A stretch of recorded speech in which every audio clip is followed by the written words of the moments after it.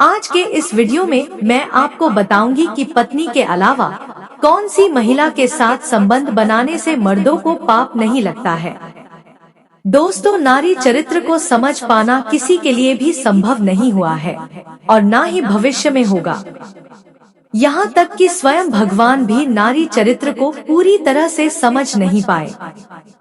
आज मैं आपको बताऊंगी कि चाहे आपकी पत्नी कितनी भी अच्छी क्यों ना हो, इन 3 प्रकार की महिलाओं पर कभी भी विश्वास नहीं करना चाहिए, नहीं तो जीवन भर पछताना पड़ेगा। साथ ही मैं इस वीडियो में यह भी चर्चा करूंगी कि क्यों अधिकतर कलयुग की महिलाएं अपने पतियों को धोखा देती है और अन्य पुरुषों के साथ संबंध बनाती है।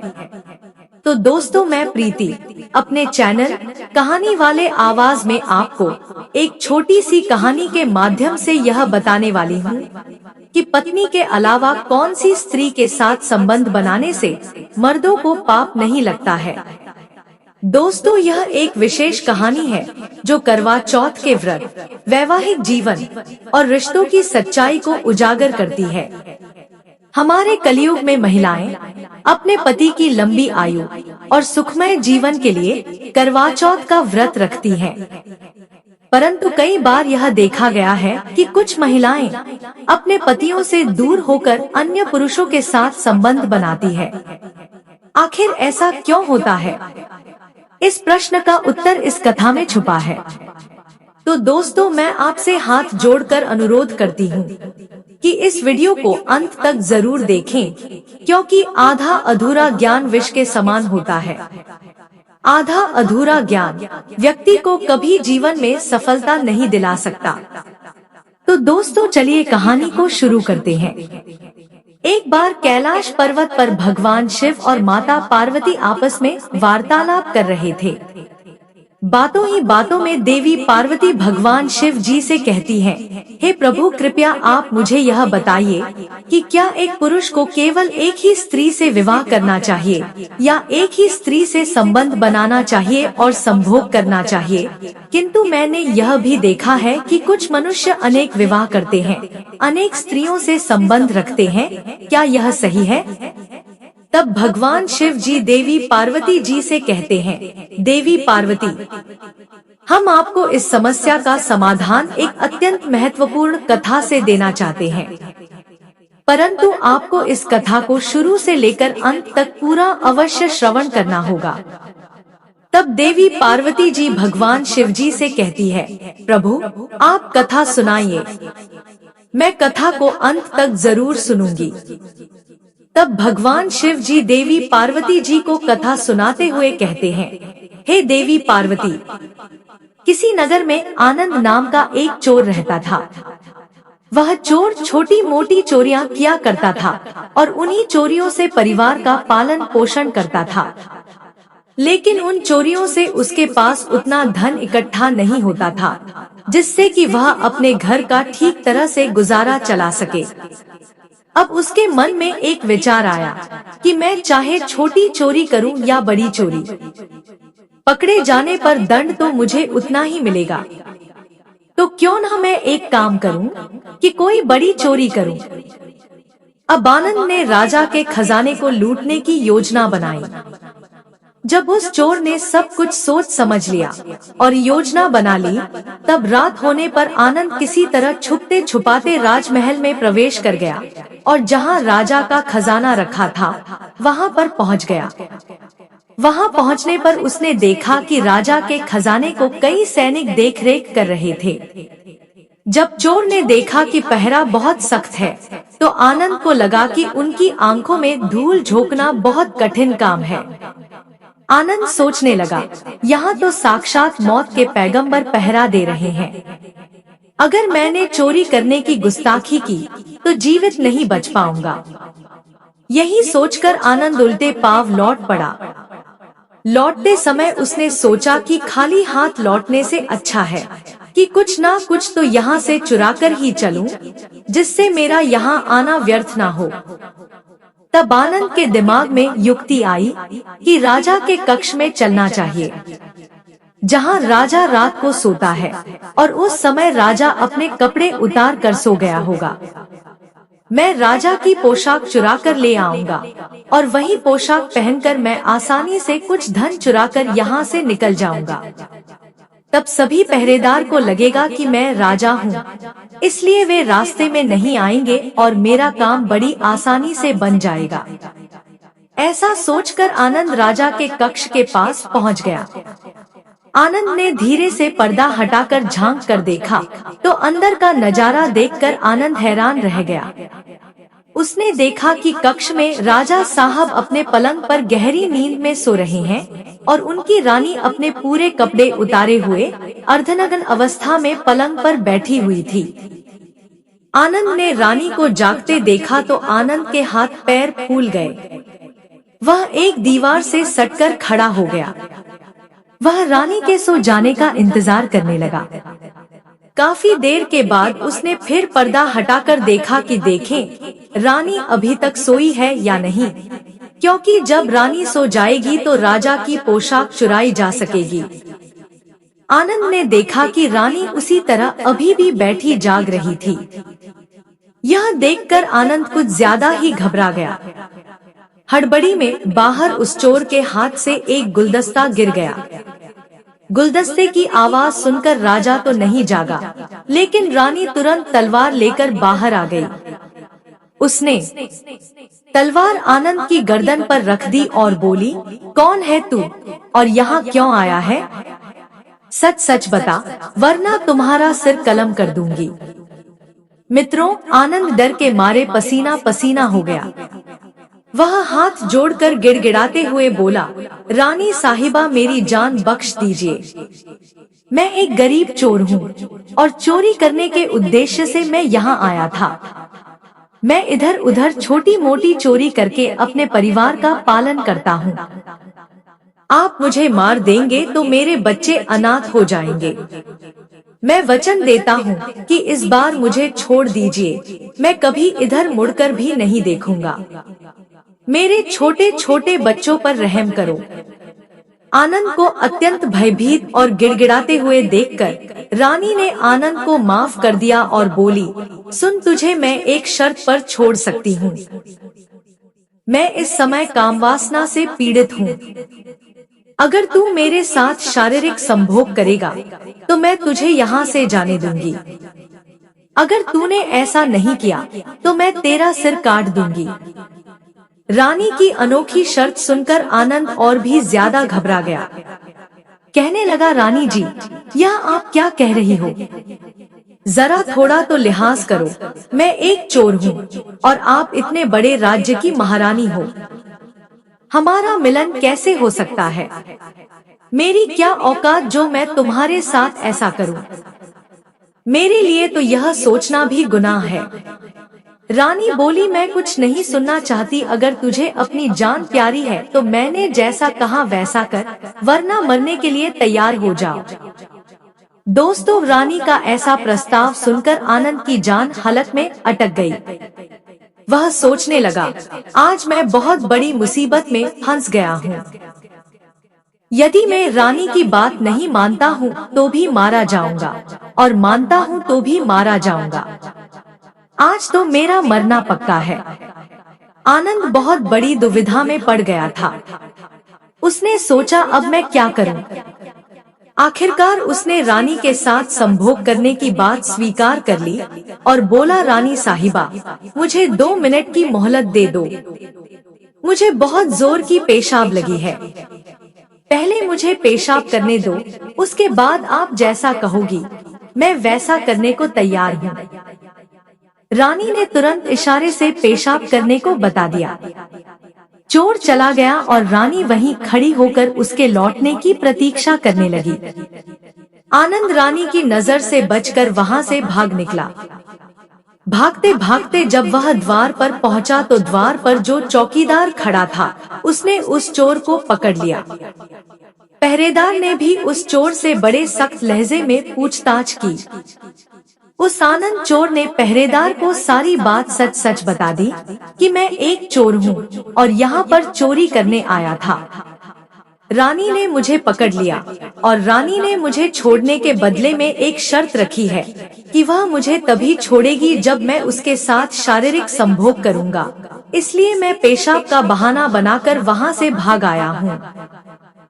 जब पहरेदार ने चोर की बातें सुनी तब आनंद उसी तरह गिड़गिड़ाकर पहरेदार से भी छोड़ देने का आग्रह करने लगा। पहरेदार बोला, देख भाई, हम तुझे एक शर्त पर जाने दे सकते हैं और मेरी शर्त यह है कि तुम्हें फिर से रानी के पास लौटकर जाना होगा और रानी से कहना होगा कि मैं तुम्हारे साथ शारीरिक संभोग करने के लिए तैयार हूँ, किंतु उससे पहले तुम्हें अपने हाथ से राजा को मारना होगा। उसके बाद हम तुम्हें जाने देंगे। पहरेदार की यह शर्त आनंद को और भी ज्यादा कठिन लगी। आनंद ने सोचा, पहले ही मैं रानी के साथ संभोग कर लेता तो वैसे तो प्राण बच भी सकते थे, परंतु अब नहीं बचेंगे। अगर रानी से मैंने यह बात कही तो वह मेरा सिर काट देगी। अब तो आनंद को चारों तरफ मौत ही मौत दिखाई दे रही थी। वह चाहे इधर जाए या उधर, उसे तो मरना ही मरना है। अब आनंद विवश हो गया तो मजबूर होकर आनंद पीछे को लौट गया और रानी के पास जाकर बोला, रानी साहिबा, हम तुम्हारे साथ शारीरिक संभोग तो करेंगे, लेकिन मुझे एक बात का डर है। अगर उस समय राजा साहब जाग गए तो ना आप बचोगी ना ही मैं बचूंगा। राजा साहब हम दोनों को मार डालेंगे, इसलिए मेरे साथ संभोग बनाने से पहले तुम्हें एक काम करना होगा। तुम अपने हाथों से ही राजा का सिर काट दो, तो फिर हम निर्भय हो जाएंगे और सुखपूर्वक संभोग कर सकेंगे। अगर तुम इतना काम कर सको तब तो मुझे तुम्हारी शर्त मंजूर है, वरना मैं तुम्हारे हाथों से मरना उचित समझूंगा। आप मुझे मार दीजिए। रानी काम वासना में वशीभूत थी। रानी आनंद से कहने लगी, ठहरो, यह कोई बड़ी बात नहीं है। मैं अभी राजा साहब को मौत के घाट उतार देती हूँ। इतना कहकर रानी ने दोनों हाथों से तलवार पकड़ी और सोते हुए अपने पति की गर्दन को काट दिया। कहते हैं ना, जिनका मन काम वासना के वशीभूत होता है वह उस समय अंधे हो जाते हैं। वे उस समय अपने सबसे प्रिय मनुष्य की मृत्यु भी कर सकते हैं, कुल का विनाश भी देख सकते हैं, खुद को बंधन में भी डाल सकते हैं। उस समय वह काम वासना में अंधे होते हैं। दोस्तों, रानी ने जब अपने हाथों से अपने ही पति को मार डाला तो राजा के रक्त से पूरा कक्ष लाल हो गया। राजा के रक्त से रानी भी दंग गई थी। इतना भयंकर मंजर देखकर रानी कुछ देर के लिए बेहोश हो गई। उसी समय आनंद को मौका मिल गया। वह वहां से तुरंत ही भाग निकला। सुबह राजमहल में हंगामा हो गया कि किसी ने राजा को मार डाला है, मगर राजा को मारने वाले का कोई पता नहीं चल पा रहा था। सब लोग बड़े आश्चर्य में थे कि सोते हुए राजा को कौन मार गया। इधर रानी भी दहाड़ मार मार कर रो रही थी। इस रहस्य को पूरे राजमहल में केवल एक पहरेदार ही जानता था कि रानी और उस चोर में से किसी एक ने ही राजा को मारा है, परंतु उसने इस बात की चर्चा किसी से भी नहीं की। इधर राजा की अंतिम संस्कार की क्रिया की तैयारी पूरी हो चुकी थी। उधर रानी ने घोषणा की कि वह अपने राजा के साथ सती होना चाहती है। यह जानकर रानी पर किसी ने भी संदेह नहीं किया कि रानी अगर ऐसा करती तो वह राजा के साथ सती क्यों होती। रानी श्रृंगार करके राजा के साथ चिता पर जाकर बैठ गई। राज्य के सभी अधिकारी राजा की चिता पर एक एक करके लकड़ी रखते जाते थे और उन्हें नमन करके पीछे लौट जाते थे। इस प्रकार से सबसे बाद में उस पहरेदार का नंबर आया। वह पहरेदार भी राजा की चिता पर लकड़ी रखने गया। वह तो इस रहस्य को जानता था। उसने धीरे से रानी से कहा, महारानी, आप तो सती हो जाओगी, लेकिन इतना तो बता ही दो कि राजा को आपने मारा था या उस आनंद चोर ने। यह सुनकर रानी चौंक पड़ी। वह समझ गई कि इसका मतलब इस भेद को यह पहरेदार भी जानता है। रानी बोली, सुन, राजा को ना तो मैंने मारा है ना ही चोर ने। अगर तुझे यह जानना है कि राजा को किसने मारा है तो तू एक काम कर, मैं जो स्थान बताती हूँ वहाँ पर जा। तब रानी आगे बोली, नगर से बाहर पश्चिम दिशा में जंगल के अंदर कुटिया बनाकर एक वृद्ध साध्वी रहती है। वह तुझे इस रहस्य को जरूर बता देगी। पहरेदार को यह रहस्य जानना था, इसलिए वह अगली सुबह ही रानी के बताए गए रास्ते के अनुसार ही जंगल में चला गया। जंगल में पहुंचने पर उसे एक कुतिया दिखाई दी। जब उसने उस कुतिया को देखा तो उस कुतिया के पास एक साध्वी खड़ी थी। पहरेदार ने जाकर उन साध्वी माँ के पैर पकड़ लिए और बोला, माँ जी, मैं एक रहस्य जानने आया हूँ कि राजा की हत्या किसने की। वह साध्वी कहती है, बेटा, अगर तुझे यह रहस्य जानना है तो तुझे एक काम करना होगा। मेरी कुटिया के बाहर एक भेड़ बंधी हुई है, तू अपनी तलवार से उसका सिर काट दे। फिर काटते ही भेड़ का शव वहीं गिर जाएगा और वह सिर हवा में उड़ने लगेगा। तो उस भेड़ के सिर का पीछा करते हुए जाना। वह भेड़ का सिर तुझे जहाँ भी ले जाए, वहाँ पहुँचकर तुझे तेरे सवाल का जवाब मिल जाएगा कि राजा को किसने मारा है। अब तो पहरेदार ने वैसा ही किया। कुटिया के बाहर एक भेड़ बंधी हुई थी। पहरेदार ने अपनी तलवार से उस भेड़ का सिर काट दिया। सिर काटते ही वह सिर हवा में उड़ने लगा। वह सिर उड़ता हुआ उस पहरेदार को एक भयंकर वन के बीच ले गया। उस वन में गुफा बनी हुई थी। उस गुफा के द्वार पर जाकर वह पहरेदार सोचने लगा कि इस जंगल में तो कोई मनुष्य ही नहीं दिखाई पड़ रहा है। यहाँ भला मुझे कौन राजा की मौत का रहस्य बताएगा। वह गुफा के द्वार पर खड़ा खड़ा यही सोच रहा था। वह गुफा एक बड़े ही भयानक राक्षस का था। वह राक्षस अपनी बेटी के साथ उसी गुफा में रहता था। रात हो चुकी थी।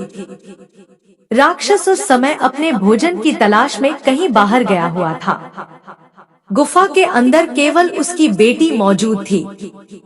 इधर जब राक्षस कन्या को किसी मनुष्य की गंध मालूम पड़ी तो वह द्वार पर निकल कर आई और उसने देखा कि एक नौजवान गुफा के बाहर द्वार पर खड़ा है। राक्षस कन्या ने सोचा कि यह कोई मनुष्य मालूम पड़ता है। अगर मैंने इसे मारकर खा लिया तो मेरे एक समय की भूख मिट पाएगी, और अगर मैंने इसे जिंदा रखा तो यह नौजवान मेरे बहुत काम आएगा। राक्षस कन्या ने तुरंत एक बहुत सुंदर लड़की का रूप धारण कर लिया और उसके सम्मुख पहुंच गई। इतनी सुंदर स्त्री पहरेदार ने पहले कभी नहीं देखी थी। वह पहरेदार उसे देखते ही उस पर मुग्ध हो गया। लड़की भी उसे अपने रूप से मोहित करने के लिए ही आई थी। राक्षस कन्या उसे अपनी गुफा में बुलाकर ले गई और उसके साथ खूब संभोग किया। इधर जब राक्षस के आने का समय हुआ तो उस राक्षस की लड़की ने उसे मक्खी बनाकर दीवार पर चिपका दिया। राक्षस ने उस लड़की से पूछा, बेटी, मुझे किसी मनुष्य की गंध मालूम पड़ रही है। मुझे लगता है कि कोई चोर हमारी गुफा में घुस आया है। तब बेटी बहाना बनाती हुई बोली, पिताजी, कैसी बातें कर रहे हो? हमारे होते हुए कौन मनुष्य यहाँ आने की हिम्मत करेगा? मैं तो उसे कच्चा चबा जाऊंगी। इस तरह उसने राक्षस को उल्लू बना दिया। अब तो वह राक्षस कन्या रोज उसे रात होने पर पुरुष बना लेती थी और उसके साथ बहुत रात तक बातें करती थी और शारीरिक संबंध भी बनाती थी, और दिन निकलने पर मक्खी बनाकर दीवार पर चिपका देती थी। इस प्रकार पहरेदार को राक्षस की गुफा में रहते रहते काफी दिन बीत चुके थे। उसे अपने घर की और बच्चों की याद आती थी, पर वह उस राक्षस कन्या के चंगुल से नहीं निकल पा रहा था। एक दिन उसे मौका मिल गया। वह किसी तरह रात में वहां से भाग निकला और भागते भागते कई दिनों के बाद वह अपने नगर पहुंच गया। वह बच्चों से मिलकर बहुत प्रसन्न हुआ और वह सोचने लगा, अच्छा हुआ जो मैं वहां से चला आया। न जाने कब तक वह अप्सरा मुझे मक्खी बनाकर वहां रखती।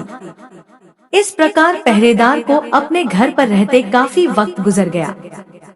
कुछ दिनों से फिर उसी लड़की की उसे याद आई। अब तो दिन रात वह उस लड़की के ख्यालों में खोया रहता था। उसकी सुंदरता को याद करके उससे मिलने की इच्छा करता था।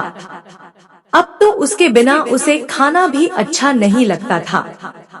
हर समय यही सोचता था कि अब उससे किस प्रकार मिलन होगा। पहरेदार उस राक्षस कन्या से मिलने के लिए छटपटाने लगा। उसने फिर से उसके पास जाने का निश्चय किया।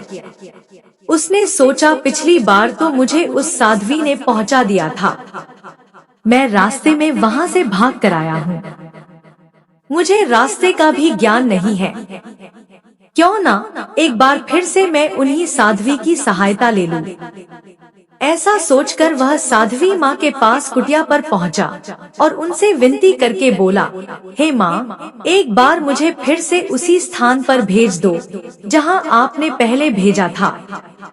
अब वह पहरेदार राजा की हत्या का रहस्य जानना तो भूल चुका था। उसे तो अब उस राक्षस कन्या से मिलने की बेचैनी थी।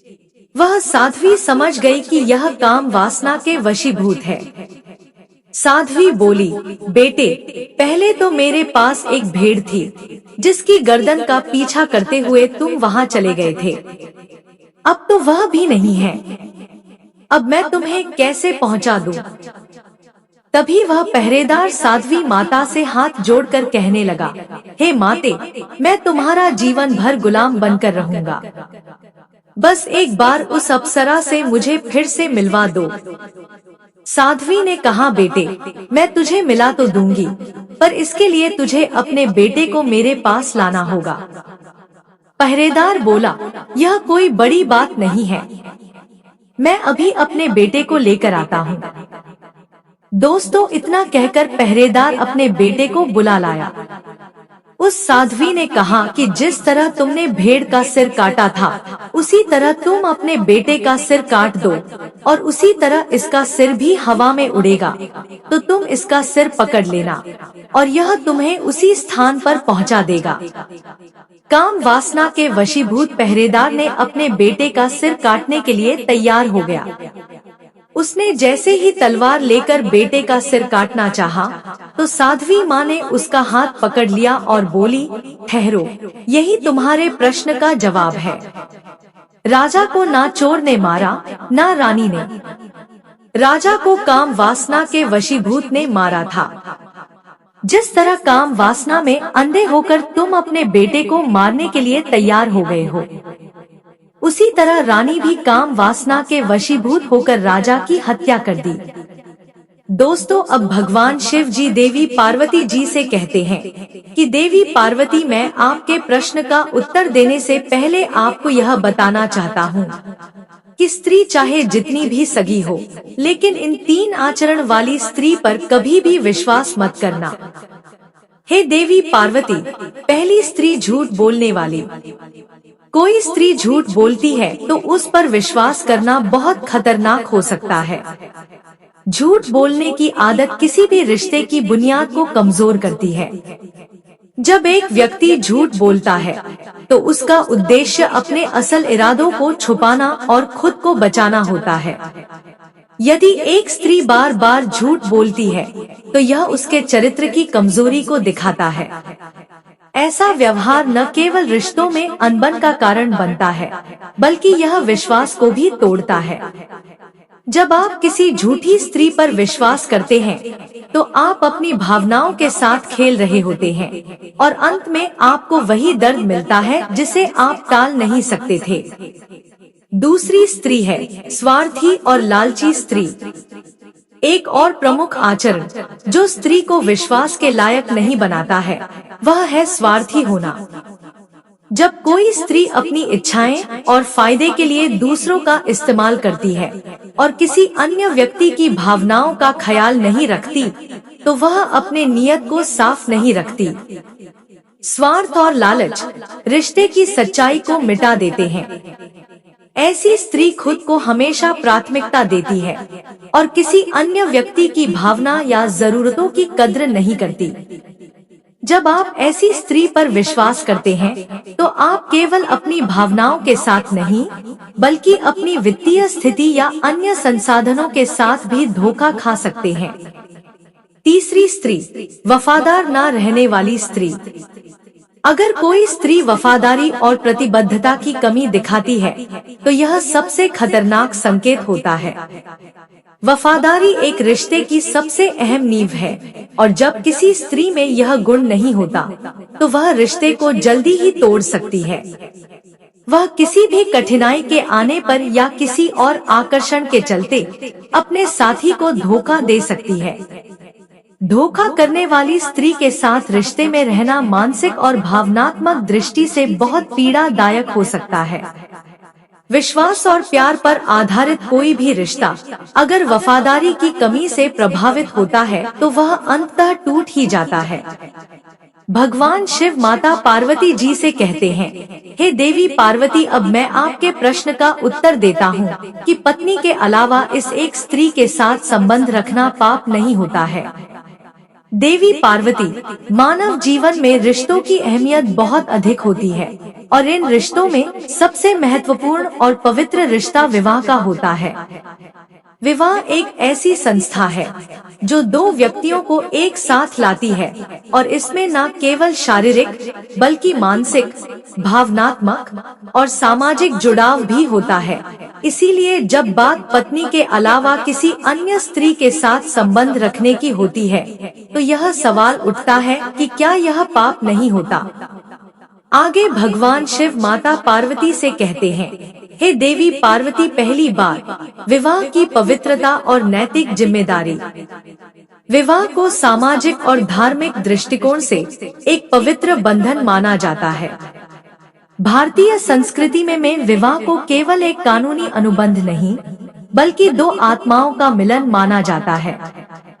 पति पत्नी का रिश्ता एक दूसरे के प्रति पूर्ण विश्वास, सम्मान और प्यार पर आधारित होता है। एक व्यक्ति अपनी पत्नी से वचन लेता है कि वह जीवन भर उसके साथ रहेगा और किसी अन्य स्त्री के साथ संबंध बनाना न केवल उसकी पत्नी के साथ धोखा होता है बल्कि यह विवाह की पवित्रता का उल्लंघन भी है। दूसरी बात, धार्मिक दृष्टिकोण से हिंदू धर्म में विवाह को बहुत पवित्र माना गया है। वेदों, उपनिषदों और अन्य धार्मिक ग्रंथों में पति पत्नी के रिश्ते को एक दिव्य बंधन के रूप में चित्रित किया गया है। भगवत गीता में भी यह कहा गया है कि किसी भी रिश्ते में विश्वास, सम्मान और सच्चाई होना चाहिए। यदि कोई व्यक्ति अपनी पत्नी के अलावा किसी अन्य स्त्री के साथ संबंध बनाता है तो यह उसकी नैतिकता और धार्मिकता पर सवाल उठाता है। इस तरह के संबंध को पाप माना जाता है क्योंकि यह विश्वासघात, धोखा और विवाह की पवित्रता का उल्लंघन है। इस संबंध में एक अन्य महत्वपूर्ण पहलू यह है कि हिंदू धर्म के अनुसार विवाह के समय व्यक्ति अपने जीवन साथी से वचन लेता है कि वह किसी और के साथ शारीरिक या मानसिक संबंध नहीं बनाएगा। यह वचन धार्मिक और नैतिक दृष्टिकोण से बहुत महत्वपूर्ण होता है और यदि कोई व्यक्ति तोड़ता है तो यह उसे पापी बनाता है। तीसरी बात, सामाजिक दृष्टिकोण से समाज में विवाह को एक स्थिर और भरोसेमंद रिश्ते के रूप में देखा जाता है। जब पति पत्नी के बीच विश्वास होता है तो समाज भी उस रिश्ते को सम्मान की दृष्टि से देखता है। यदि कोई व्यक्ति अपनी पत्नी के अलावा किसी अन्य स्त्री के साथ संबंध बनाता है तो यह समाज के नजरिए से गलत है। ऐसे व्यक्ति को समाज में अपनी प्रतिष्ठा खोने का खतरा होता है। समाज में विश्वासघात करने वाले को न केवल एक व्यक्तिगत दृष्टिकोण से दोषी माना जाता है बल्कि पूरे परिवार को भी सामाजिक दायरों में नुकसान हो सकता है। इससे न केवल परिवार में तनाव और असंतुलन पैदा होता है बल्कि समाज में भी इसका प्रतिकूल प्रभाव पड़ता है। चौथी बात, मानसिक और भावनात्मक प्रभाव। जब कोई व्यक्ति अपनी पत्नी के अलावा किसी अन्य स्त्री के साथ संबंध बनाता है तो इसका मानसिक और भावनात्मक प्रभाव भी बहुत गहरा होता है। पत्नी जो अपने पति पर विश्वास करती है, जब उसे इस धोखे का पता चलता है तो उसका विश्वास टूट जाता है। यह केवल पत्नी के लिए मानसिक पीड़ा का कारण नहीं बनता, बल्कि बच्चों और अन्य परिवार के सदस्यों पर भी इसका असर पड़ता है।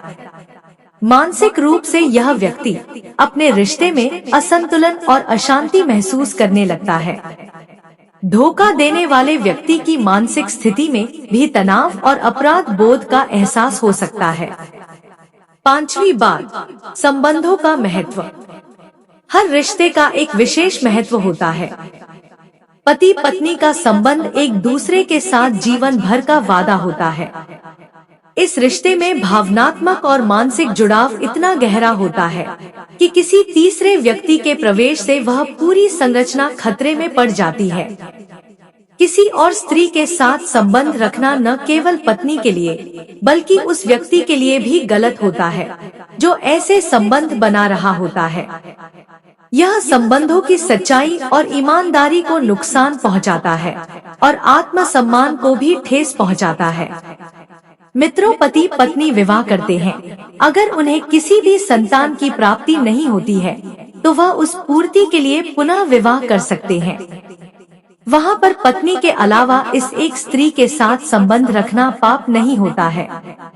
तो दोस्तों, आपको यह कथा कैसी लगी? नीचे कमेंट बॉक्स में कमेंट करके जरूर बताएं। यदि वीडियो अच्छी लगी हो तो वीडियो को लाइक करें और आपके अपने चैनल कहानी वाले आवाज को सब्सक्राइब करके बेल आइकॉन को भी क्लिक कर लें। साथ ही कमेंट में हर हर महादेव जरूर लिखिए। मैं प्रीति आपका अंत तक वीडियो देखने के लिए धन्यवाद करती हूँ।